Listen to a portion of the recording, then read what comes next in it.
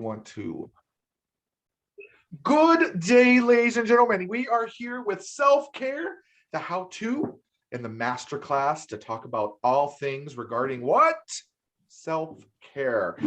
Today's guests are Dr. Stephen Green. That's Green with the E on the end. And of course, we have Davida Fink. Hey, folks, how are you? Doing very well. Beautiful. Look, we're so excited. Well, I didn't want to be rude and talk while she was talking. So. Oh, I didn't want to be rude either. So yeah, we have a very gracious and courteous panel today. I know. I'm excited. I'm excited for this series to talk about self-care with 2022. That's getting used to saying that. We have to make sure that self-care is brought to the forefront, right?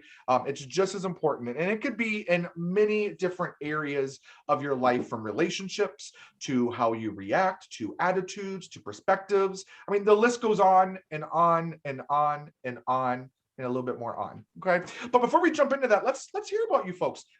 Steve, why don't you tell us a little bit about what you do, why you do it? I am a career educator. I have spent my whole life basically in either teaching in schools or teaching privately or running a education and training center. So basically, I'm about helping people. It's basically kind of evolved into more of a success strategy support and giving people tools for anything that's getting them further along in what I like to call their highway to success. But that's basically what I do. I do it by directly working with people, by writing, by blogging, by doing podcasts, all sorts of things.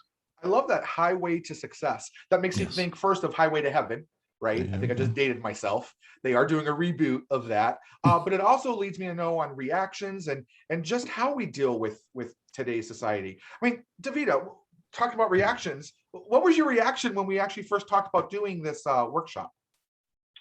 Oh, wow. So my reaction was self-care. My first thought was that is a really, really broad brush to paint with, right? Mm-hmm. I mean, self-care, we're talking about mental, emotional, physical, psychological, spiritual health. There's just so many ways you can go with that. And my thought on that was, and in total transparency here, people, was ultimate fear. Because this is my first. I've never done a podcast before. And so as I was thinking, and what did I say to you? I said, I've done a podcast before. Yeah, what should I do? And then I thought to myself, part of self-care for me is really becoming optimal, becoming who you are, reaching your potential, human beings. We are the only ones that have the only creation that has the opportunity to change, to grow, to actualize potential. And I think that's a critical part of self-care. That is really stepping out of your comfort zone, expanding your boundaries, pushing the envelope, doing things you're not used to doing, because face it, you feel good when you do something new and you accomplish something, and you can go to bed at night with a smile on your face saying, wow, I did it, I was scared, I accomplished. And it just takes you that one incremental step to realizing, I am worthy. I am a success. I can do things. And I think that really ultimately is what self-care is all about, is proving who you are to yourself, that you're worth it. I think that's a great piece as well, is proving yourself to yourself, right? I think that sounds very educator. Now that you have some education in your past, right?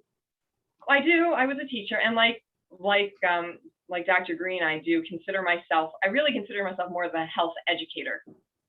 When I work with people, it's really more about understanding why things happen the way they happen and what you can do to take control, to be empowered. Yeah, and that's great, to be empowered. But I think that you both will come to the conclusion that what is the importance of planning ahead? As facilitators, Steve, what's your thought process on that? I think it's critical to success. First of all, you can't go anywhere if you don't know where you're going. Which is kind of a cliche. Sorry. This is live. See, my phone rang. Talking about taking your business virtual. Sometimes cliches are really very, very true, right? So you can't get someplace if you don't know where you're trying to get. So I spend a lot of time talking about goals and talking about taking big things. There's another dumb saying, it's hard by the yard, but cinched by the inch. So I Say spent a that lot again? it's hard by the yard, but it's a cinch by the inch. Huh. Yeah. Okay. Chew on that, Brian J. Listen, Roush. hashtag. Yeah. So no, but the point is, nobody is. Look, let's just use health as an example. If somebody knows they got to get in shape, or they got to lose some weight, or they got to just get their whole fitness up, you're not going to go from a couch potato to running a marathon in a weekend, or whatever metaphor you want to use. So you got to set up a plan: 6 weeks, 12 weeks, 3 weeks, a year, whatever it is. And then you got to break it down into attainable pieces, and you got to execute. I mean, it's pretty simple. This can go into business, this can go into health, this can go into academics, this can go almost to anything. And then I just believe it's a combination of having the right mindset, the right support or coaching, depending on what term you want to use, and believing in yourself, which is what Davida basically said. And we just roll from there. But without a good plan, I think your likelihood of success, I don't want to put a percentile on it, 10%, but it's way less. There's no question. I'm absolutely convinced of that, just from my work I've done in the last several years with people. So I You don't know mentioned a great thing with mindset. Mhm. Davida, what do you feel like the importance of, preparing and planning ahead is in regards to mindset and attitude in self-care? Well, I think, as Dr. Green said, it's really crucial. If you don't know where you're going, your chances of getting there go from slim, to nil pretty much. So mindset is crucial. And it's not only crucial in health, in self-care, it's really crucial in all parts of life. And it's actually really interesting because a study actually just inbox last night. And I thought it was just so talking about optimism. And there was a publication, it's published in 2019, I don't remember the name of the journal off the top of my head, published in 2019, saying that it was the result of a 30-year study. And it was a cohort of men and women taken from various places, the Nurses Health Association, the Nurses Health Study, and another study with veterans. And that mindset, positive mindset, optimism can expand your life by as much as 12 years. Now, we know that optimism, we know that kind of mindset, a little bit of it is genetic, about 25% of it is genetic, that mindset, what I like to call your natural default mode. But the rest of it, we have control over. And I think that is really crucial to choose how you frame things and how you perceive things. And that mind shift, that paradigm shift when it comes to health, I think is really crucial. Like Dr. Green said, hard by the yard, but cinched by inch. It's all about small incremental changes, because that's what makes those changes stick. I mean, if someone's in a health situation where they are at a moment, if you have a diabetic who's lost a leg, and I only think of this example because it actually happened. We had I was working with a diabetic who lost one leg and was trying to save the other leg. And we worked with him, my husband's a physician, my husband and I worked with him, and, I still have that thank you note that says, thank you for saving my other leg. But that mind shift in smaller increments is the only way to make those things.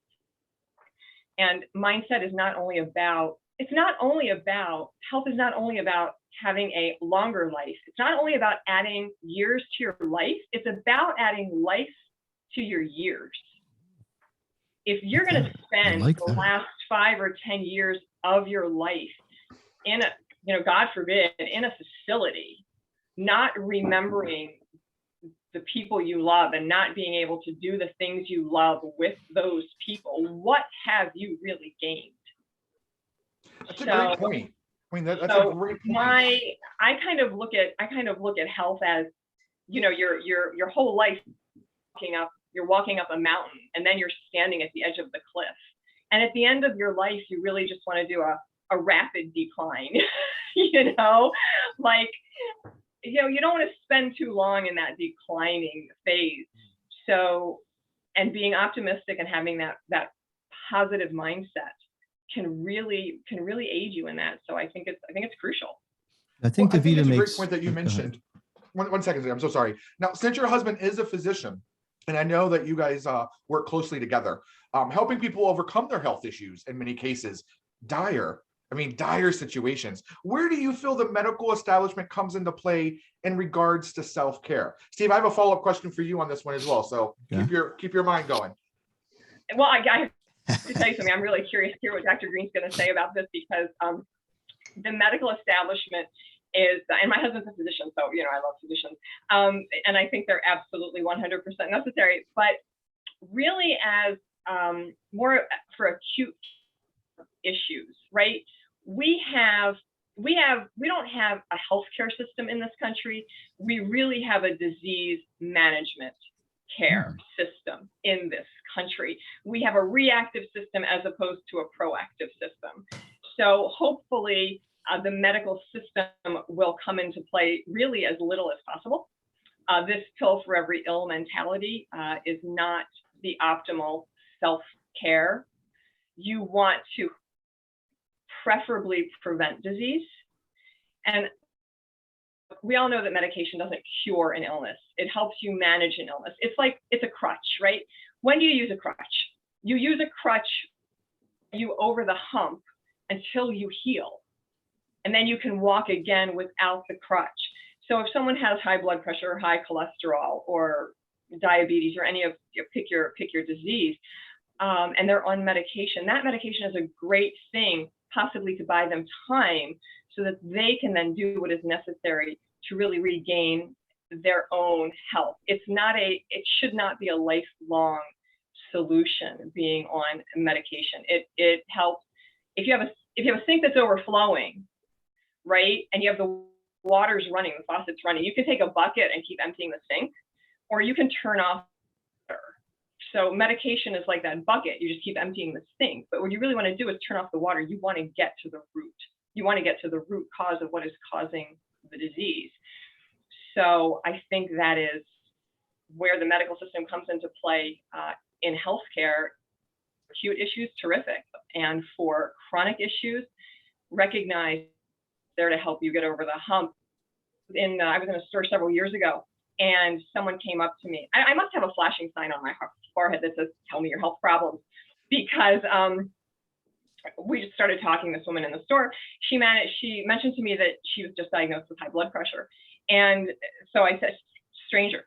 And so I said to her, "Well, what are you doing for it?" And she said, "Well, my doctor has me on medication." And I said, "Okay, that's great. That's what your doctor is doing, and it's a good first step. What are you doing?" And she said, "Well, I'm taking my medication." And I said, "Okay, great. That's what your doctor's doing, but what are you doing?"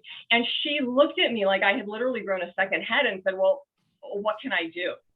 And I said, "There's a very long list of things you can do, and let's talk." So, people have to be, once again, that empowerment to realize that they have more control over their health than they think. And so it's about wresting that control away from the medical industry and taking it back for ourselves. No, Steve, I'm going to ask you the same question. I'm going to flip around a little bit. Instead of people being overcome with their health issues in medical field, I want to talk about people becoming overwhelmed in their entrepreneurship, right? You have several programs, one specifically, the 5 structures, that is that root, or is that fix, is that turning off the water, as Davida just stated. Tell me a little bit about that. First of all, that was a fabulous metaphor, Davida. I love all of our metaphors. We are like session. the cliche king and queens today. Look, we have something in common too. I'm married to a physician as well, an MD, and I am, just to clarify that, I am not a medical doctor. I'm a EDD. Anyway, first of all, let me just address 2 things. I'll answer your question directly.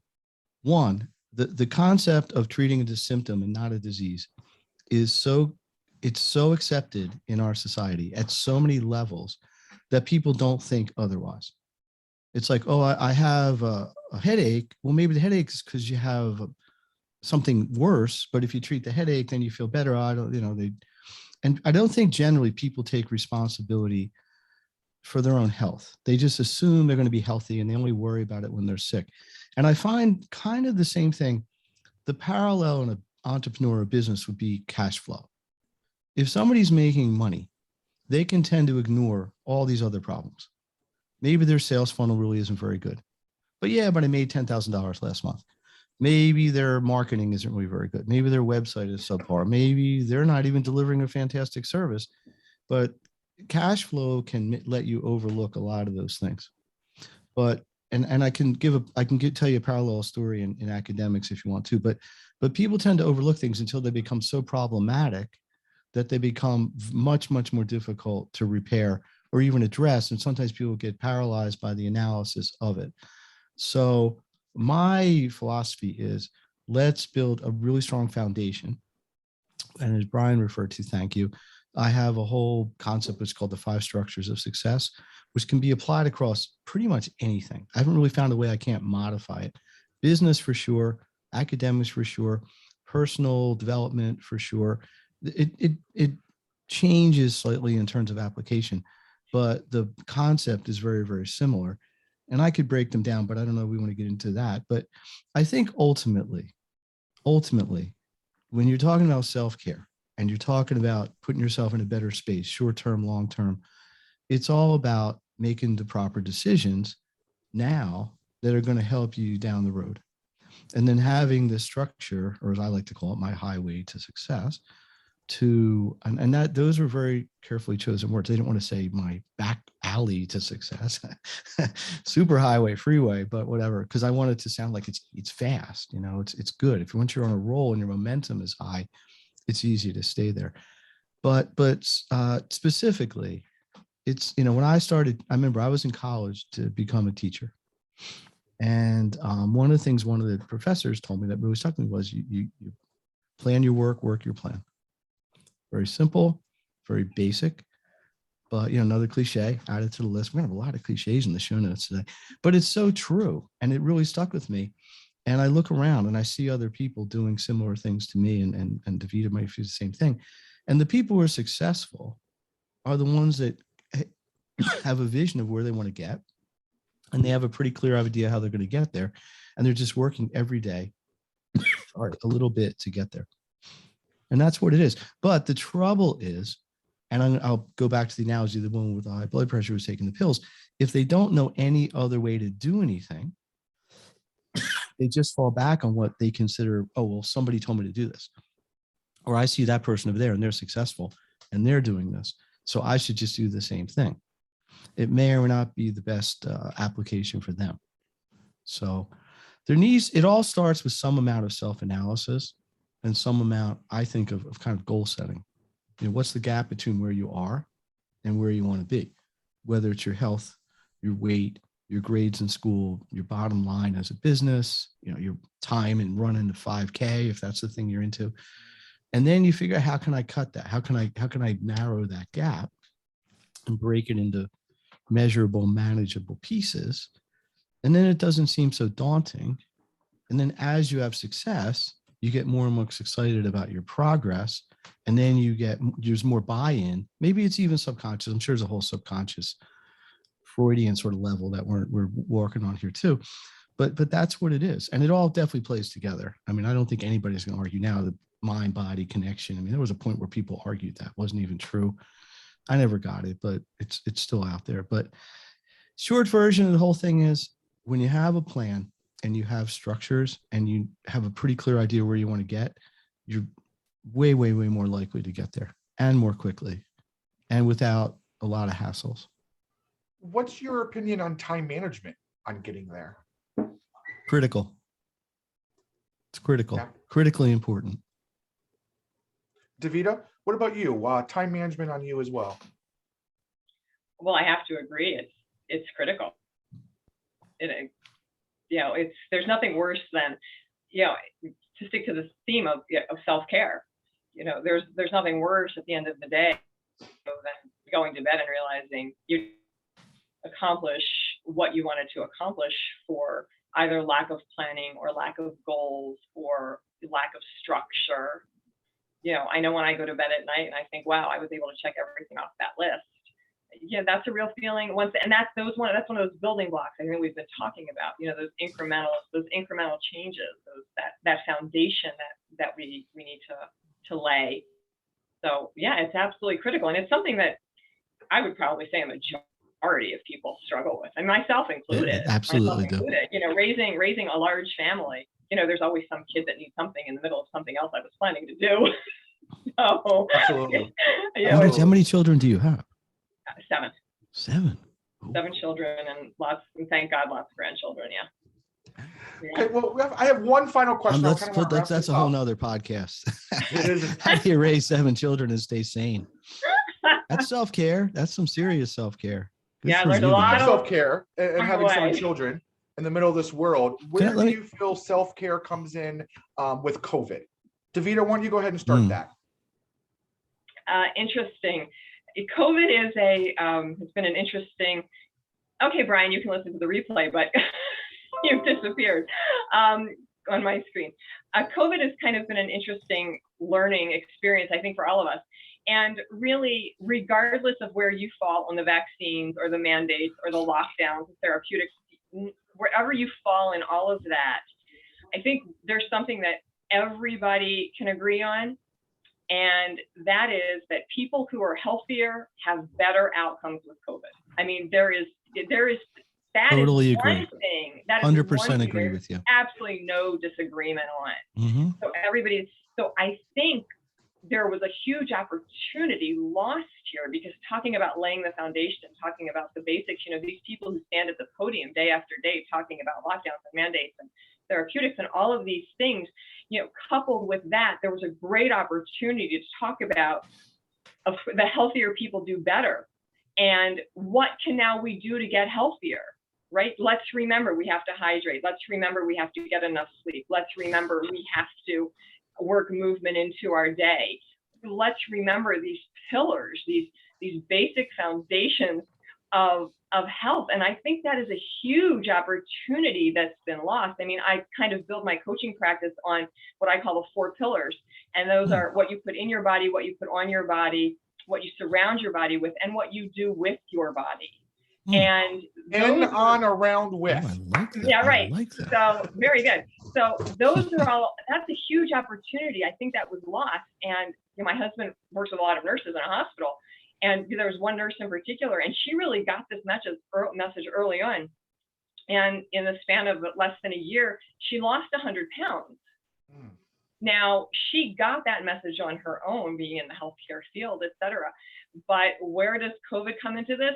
It amplifies and magnifies 1,000 or 10,000 fold the need for healthcare and self-care, and the need to get back to basics about what it is, what it means to be healthy. And it's not necessarily about making huge, grandiose changes. It is about those small, incremental things we can do that make things better along the way. What about you, Steve? How do you feel COVID has affected self-care in the entrepreneur world, as well as your education piece? I think it's clear. I don't think anybody will debate the disruptive effect that COVID had. I can pretty clearly remember when it first broke, which was right before St. Patrick's Day last year, at least where I live. And schools were about to go on break. And every school was saying, you know what, we're going to shut down for a week, then we'll have break, we'll be back, just like nothing had happened right after Easter or right after Easter recess. Well, meanwhile, they were all closed till June. Then most of them didn't even open in September. The whole year was pretty much remote or virtual or whatever adjective you want to use. In the business world, there's been tremendous disruption. I mean, it just massive paradigm shifts. I mean, in many, many industries, and it's helped some industries. It's really killed a lot of industries. But I think to sort of put this a little bit in parallel with what Davida pointed out, the people who were able to succeed, number one, were adaptable. They were willing to adapt. They didn't complain, hey, all my meetings are online now. I'm not going online. Nobody goes online. That's dumb. I mean, if you resisted that inevitability, you were going to be left behind. And I think the second thing was the people who were able to clearly communicate their message, because now you had to have a different format to do it. Communicating online is not completely independent of communicating face to face with somebody, but it's different. And again, the people who weren't willing or able to adapt got left behind, or at the very least were at a disadvantage. So specifically, I think this is a fair statement. A lot of people and a lot of institutions had no plan at all. Schools, frankly, did not do a very good job with education, and that's top to bottom. And I'm not singling out any individual person, but they just weren't ready. There was no plan. And even when they had the whole summer to prepare for what seemed like more and more inevitability that they were going to be virtual, they still didn't really do a particularly good job. There's so many gaps I'm seeing in kids. A whole year and a half, 2 years, they didn't learn much. And it's on a lot of people. This is not about blame, but it's about taking kind of lemons and making lemonade in a sense. Obviously, this is a very tragic situation, and millions of people died. I mean, I don't want to make light of that. But I think really the key is taking this and moving forward. How do we now take these things that we've had to deal with and continue to? I mean, they're having a surge. I don't, whenever people are listening, there's like a surge right now, at least where I live. They're starting to limit sizes of events and mask mandates and all that fun stuff. But how do we take what we've learned and put that into positive use moving forward? In my case, I've been able to spend a ton of time teaching people how to thrive doing business online. It's something I've embraced for years, way pre-COVID. And it's been something that's needed. 3 years ago, I had to twist somebody's arm to say, hey, why don't we do a Zoom or whatever, WebEx. Now it's like, yeah, let's do Zoom. I'm gonna feel like getting in my car and driving 15 minutes to see you. Which goes back to time management. Now we can be a little bit more productive. You could make that argument. And I mean, listen, we're all involved in networking. I mean, I can network with people over the world sitting in my corporate headquarters here, my office. And it's, I wouldn't be able to fly to Texas and Ohio and Florida and Arizona and all these places that I've developed really pretty solid working relationships with people. And I don't think that's going to go away. I mean, I don't think it's going to go away completely. It might ebb and flow. But I think in the end, maybe in 10 years, when we can really look at this and have it in perspective, it's all about just this massive disruption of what people are comfortable with. And comfortable isn't always the best.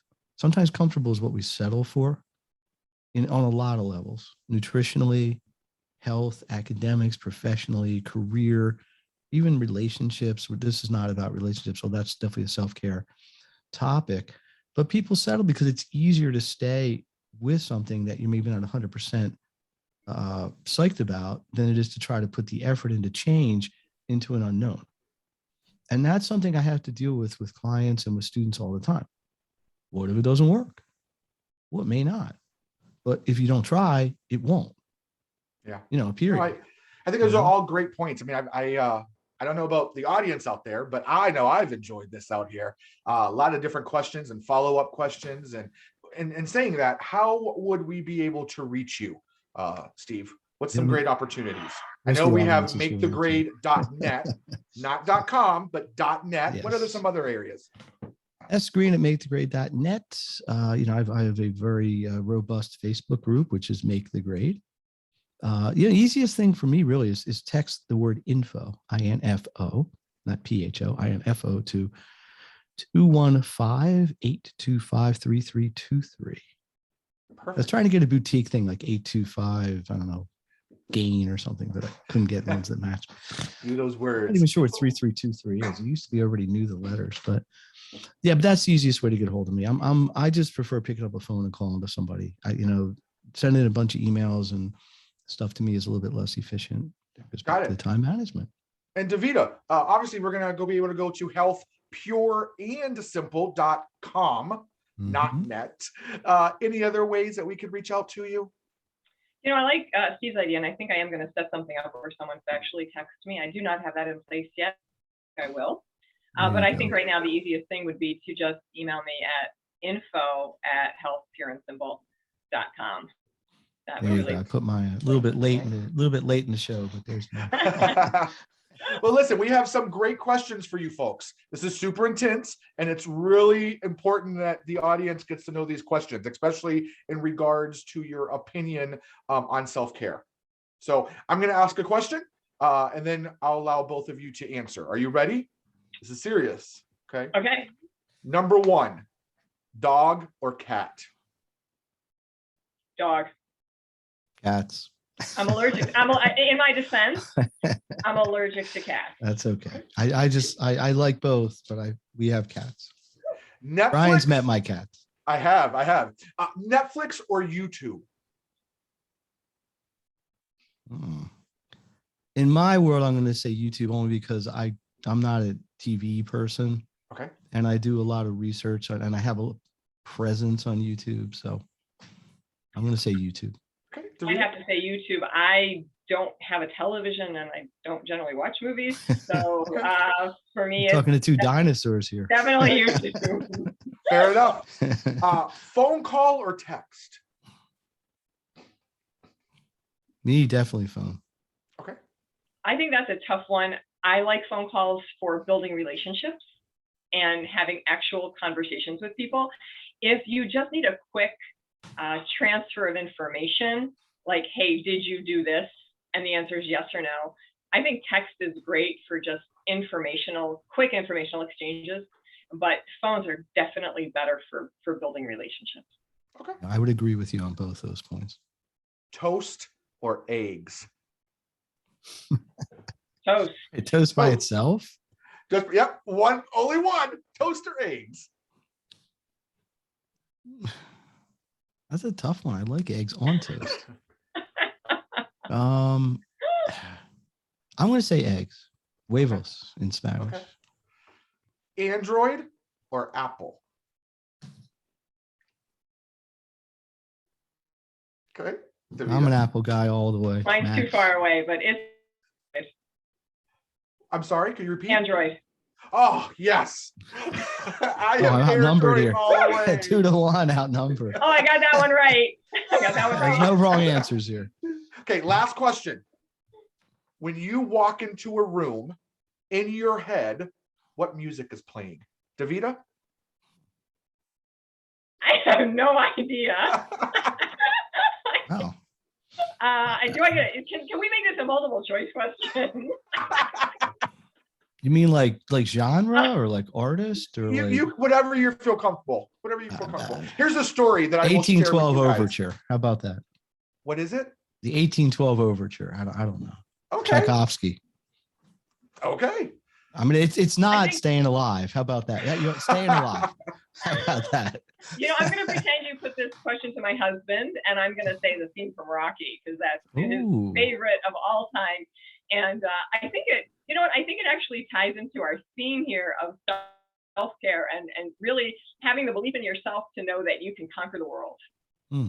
That is a great way to end this conversation. So thank you for that tidbit. As they both have said, self-care is super important, ladies and gentlemen. If you have further questions, you could reach out to both of these individuals via their websites. Again, makethegrade.net and healthpureandsimple.com. Their information will also be up above. It actually might be below, depending on the platform you're viewing this on. But reach out to them, ask them some questions, and beyond all, sit down and have a conversation with them. They're great individuals and amazing resources for you to be able to network and just some support and some questions that you may have. So we appreciate your time and energy today.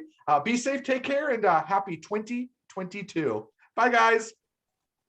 Thanks, Brian. Thank you, Brian. Thank you, Davida.